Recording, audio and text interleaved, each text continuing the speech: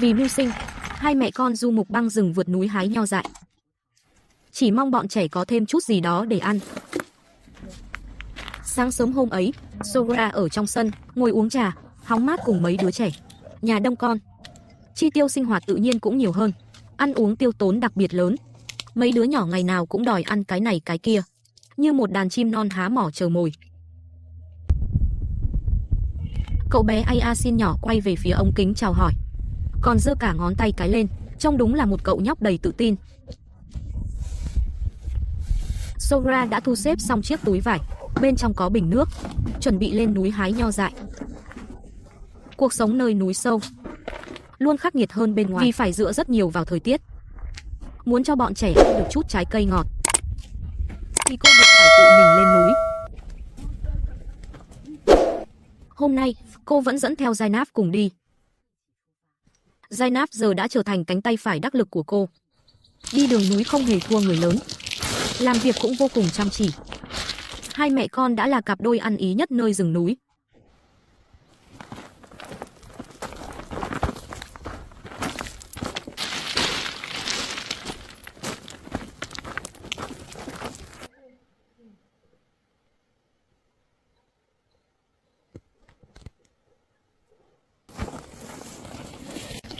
Chưa đi được bao lâu, họ đã gặp một đàn dê trên con đường núi. Đi thành từng tốp, đây không phải dê nhà họ, mà là dê của những người chăn khác thả ra. Lúc này hai mẹ con đã đến sát một vách núi hiểm trở. Bên cạnh là sườn dốc dựng đứng sâu hàng chục mét. Mỗi bước chân đều phải cực kỳ vững vàng.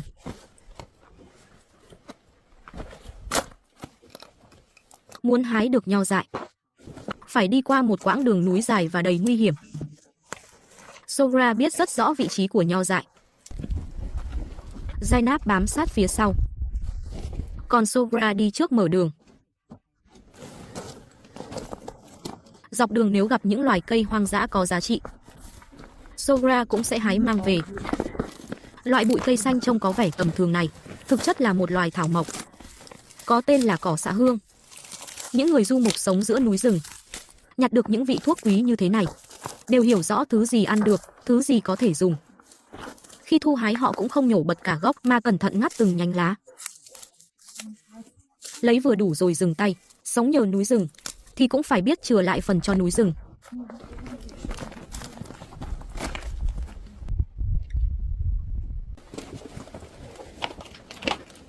Sogra và con gái tiếp tục tiến lên phía trước. Con đường núi dưới chân họ ngày càng hiểm trở. Zainab đã hết lần này đến lần khác theo mẹ quen dần với những lối đi như thế. Sogra gần như ngày nào cũng phải bôn ba giữa núi rừng. Không đi hái trái cây thì cũng dẫn con gái đi bắt cá hoặc săn bắn, hoặc tìm những con dê bị lạc. Hai mẹ con đã đến đoạn vách đá dựng đứng. Họ buộc phải leo lên. Sogra thỉnh thoảng ngoái đầu dặn dò Zainab, bảo con cẩn thận, đặt chân cho vững. Đó là sinh hoạt thường ngày nơi núi rừng, cũng là một phần cuộc sống của họ. Ở nơi này, mạo hiểm chẳng còn là điều lạ lẫm, mà là cách duy nhất để tồn tại. Vượt qua vách đá dựng đứng, hai mẹ con lại đến một đoạn sườn dốc đầy đá vụn. Họ bắt đầu trượt xuống núi theo cách ấy. Vì những chùm nho dại, vì miếng ăn mưu sinh, dù bước chân có gian nan đến đâu, họ cũng chưa từng dừng lại. Dọc đường, những hòn đá vụn lăn theo thân người, va vào nhau phát ra tiếng lạo xạo. Thân hình nhỏ bé của Zainab giữa sườn dốc này trông vô cùng mong manh. Cứ đi được vài bước lại bị đá trượt kéo ngã một lần. Em đứng dậy, rồi lại trượt, lại ngã. Cứ thế lặp đi lặp lại không ngừng. Xuống dốc không hề có lối tắt, cũng chẳng có con đường nào thật sự an toàn. Dù bụi đất tung mù, ngã liên tục, nhưng họ cũng đang tiến gần hơn tới nơi có nho dại.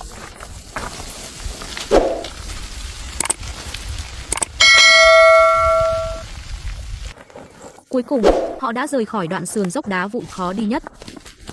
Con đường núi phía trước dễ đi hơn đôi chút. Hai mẹ con tiếp tục tiến xuống thung lũng. Đoạn đường núi này vẫn tiềm ẩn nhiều nguy hiểm. Vách đá dựng đứng, đá thì lỏng lẻo, mỗi bước chân đều phải cực kỳ cẩn trọng. Sokla cũng luôn nhắc nhở con gái.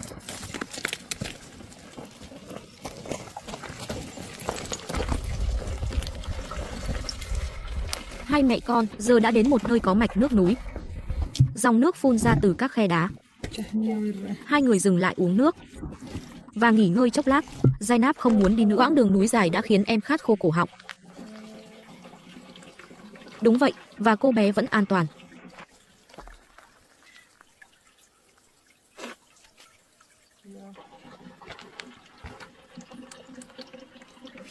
Chính vì có nguồn nước núi này, nên ai đó đã xây một bể chứa nước ở đây. Một ống dẫn nước màu đen từ bể kéo dài ra ngoài. Rõ ràng đây là công trình do con người tạo ra. Tất cả những điều này cho thấy, trong thung lũng tưởng như hoang vu này, thực ra từng có người sinh sống và lấy nước. Có lẽ là của những ngôi mộ gần đó.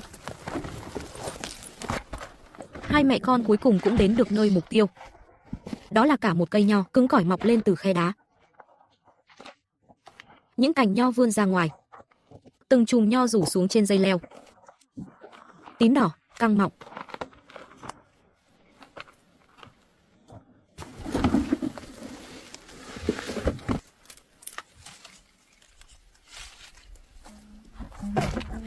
Đây là loại nho rừng điển hình. Vị chua là chủ yếu, đậm chất hoang dã. Loại nho này thích nghi với khô hạn. Những sườn núi cằn cỗi, nghèo dinh dưỡng, hệ rễ cực kỳ phát triển. Có thể bám rễ sinh tồn trong khe đá. Chịu lạnh, chịu hạn tốt. Những cây nho rừng này hoàn toàn khác với các giống nho trồng phổ biến. Vẻ ngoài bắt mắt, ngọt gắt, như Sai Muscat, Red Rover, Hurricane hay Summer Black, đó là hai thế giới khác nhau. Những giống nho trồng bán trên thị trường, phần lớn đều do con người lai tạo, năng suất cao, quả to, thịt quả đầy đặn, có loại không hạt. Còn nho rừng là loài bản địa sinh trưởng qua nhiều thế hệ giữa núi rừng hoang dã. Chúng không cần sự chăm sóc của con người, vẫn có thể sống rất mạnh mẽ, không hề yếu ớt, cũng chẳng kén môi trường. Ngược lại, càng cằn cỗi, càng giá lạnh, dốc đứng, thì càng sinh trưởng bền bỉ. Đừng thấy loại nho rừng này trông tầm thường, vị thế của nó trong thế giới nho lại vô cùng cao. Không chỉ có thể ủ ra những dòng rượu vang hoang dã thuần khiết, mà còn đóng vai trò như kho gen tổ tiên, giúp các giống nho hiện đại được cải tiến di truyền ưu việt hơn. Thậm chí là kho gen siêu cấp chống bệnh, chịu lạnh, là người hùng cứu rỗi những giống nho mong manh.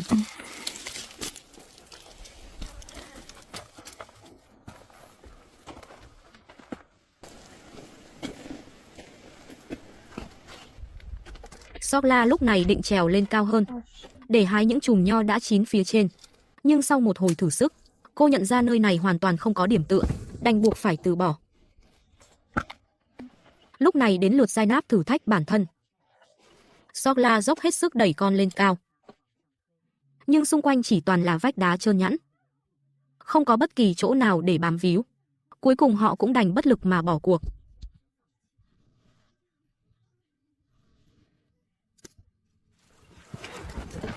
Những chùm nho căng mọng treo ở vị trí cao nhất, rốt cuộc vẫn không thể hái được. Hai mẹ con chỉ còn cách quyết định quay về. Chuyến đi lần này tuy thu hoạch không nhiều, nhưng cũng đủ để lũ trẻ trong nhà mỗi đứa được nếm một chút.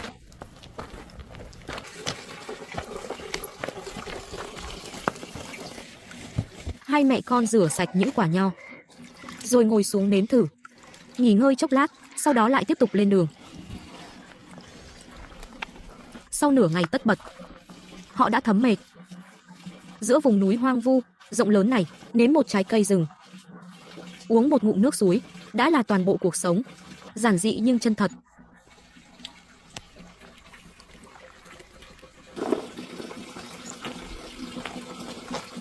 Sau một quãng nghỉ ngắn, hai mẹ con lại tiếp tục con đường trở về.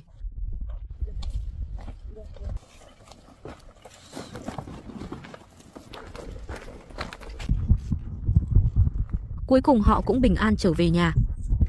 Lũ trẻ đã chờ đợi từ lâu, vừa thấy họ xuất hiện, lập tức ùa tới vây quanh, nôn nóng muốn được nếm thử ngay. Ở vùng núi khô hạn và nghèo khó này, cuộc sống chưa bao giờ dễ dàng, nhưng chính vì gian nan, vì vậy mỗi lần thu hoạch đều trở nên vô cùng quý giá.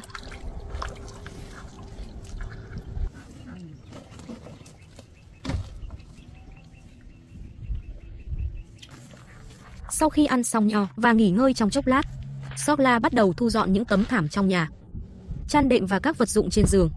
Từng chiếc một được gấp gọn gàng, rồi buộc lại, mang sang phía Tây để giặt. Sokla một mình nuôi lớn 7 đứa trẻ. Ngày nào cô cũng phải tất bật không ngơi.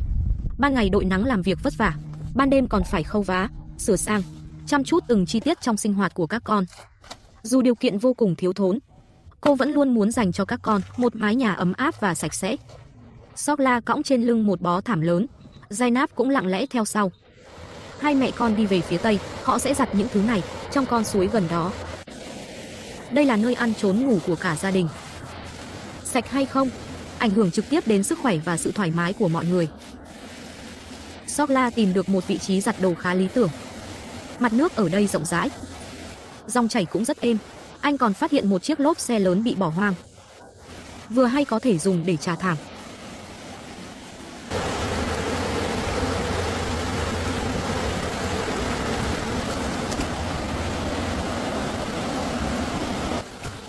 Chiếc lốp tuy dùng làm bàn giặt được, nhưng phần rỗng ở giữa lại khá vương víu. Vừa chà là thảm lại lõm xuống, thế là anh nảy ra một ý tưởng, nhặt đá lấp kín phần lỗ ở giữa. Nhờ vậy việc giặt giũ trở nên thuận tiện hơn nhiều. Giải quyết xong vấn đề chỗ giặt, hai mẹ con bắt đầu phối hợp cùng nhau giặt những tấm chăn đệm nặng trĩu này. Những tấm thảm lớn được dẫm trực tiếp bằng chân.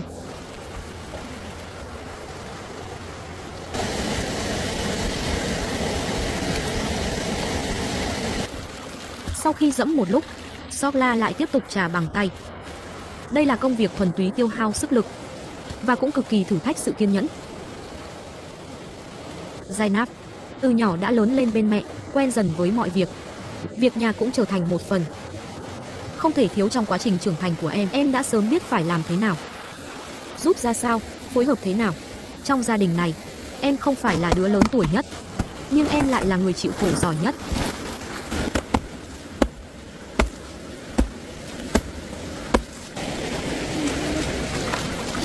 Quần áo của hai mẹ con nhanh chóng ướt sũng. Họ buộc phải đứng hẳn xuống nước để giặt thảm. Đó chính là cuộc sống giữa núi rừng. Chỉ có thể dựa vào sự bền bỉ và đôi tay của mình. Giặt xong chăn đệm rồi còn phải vác về phơi.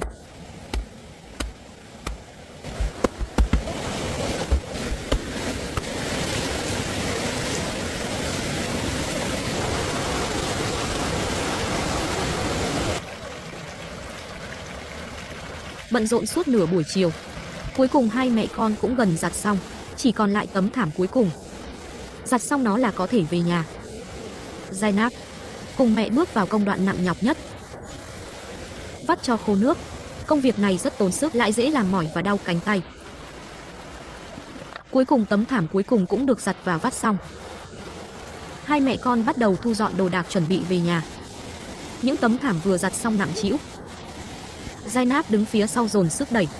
Sokla dùng hết sức lực toàn thân mới có thể khó nhọc đứng thẳng lên.